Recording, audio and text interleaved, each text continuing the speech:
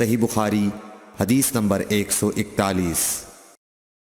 نبی اکرم صلی اللہ علیہ وآلہ وسلم نے فرمایا، جب تم میں سے کوئی اپنی بیوی سے جمع کرے تو کہے اللہ کے نام کے ساتھ شروع کرتا ہوں، اے اللہ ہمیں شیطان سے بچا اور شیطان کو اس چیز سے دور رکھ جو تو اس جمع کے نتیجے میں ہمیں عطا فرمائے۔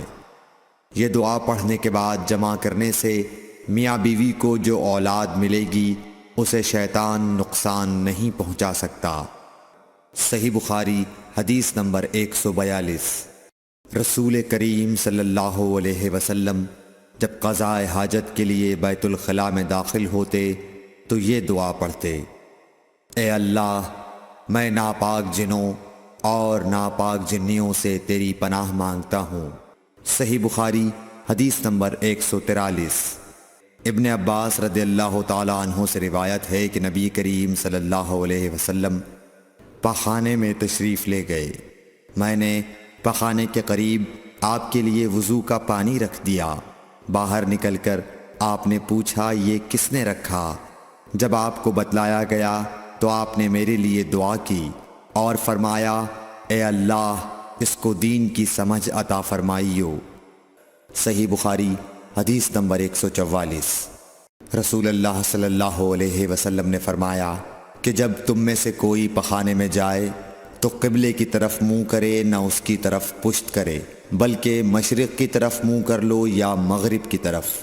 صحیح بخاری حدیث نمبر 145۔ لوگ کہتے تھے کہ جب قضاء حاجت کے لیے بیٹھو تو نہ قبلے کی طرف منہ کرو نہ بیت المقدس کی طرف۔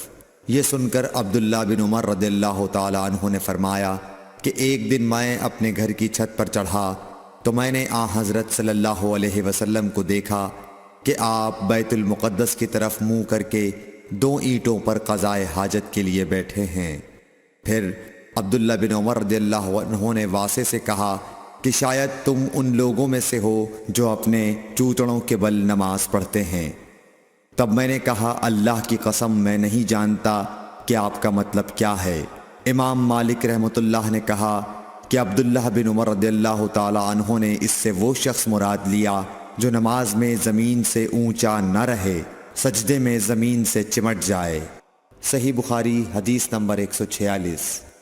رسول اللہ صلی اللہ علیہ وسلم کی بیویاں رات میں مناصے کی طرف قضاء حاجت کے لیے جاتیں، اور مناصے ایک کھلا میدان ہے، تو حضرت عمر رسول اللہ صلی اللہ علیہ وسلم سے کہا کرتے تھے کہ اپنی بیویوں کو پردہ کرائیے، مگر رسول اللہ صلی اللہ علیہ وسلم نے اس پر عمل نہیں کیا۔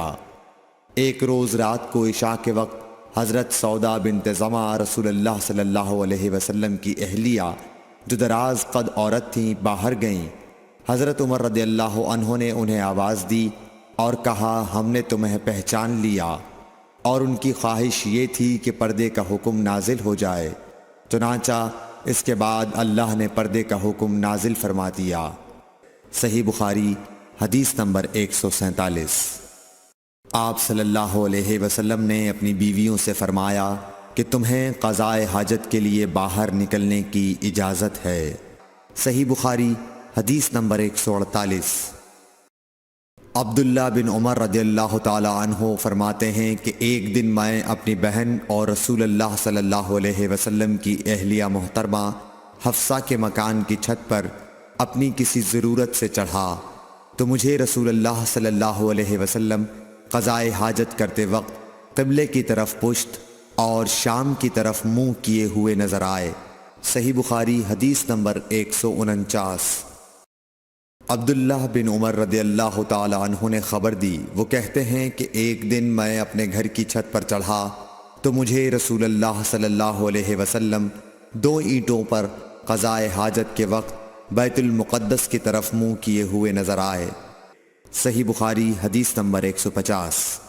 انس بن مالک رضی اللہ تعالی عنہ کہتے تھے کہ جب رسول اللہ صلی اللہ علیہ وسلم رفع حاجت کے لیے نکلتے تو میں اور ایک لڑکا اپنے ساتھ پانی کا برتن لے آتے تھے، مطلب یہ کہ اس پانی سے رسول اللہ صلی اللہ علیہ وسلم طہارت کیا کرتے تھے۔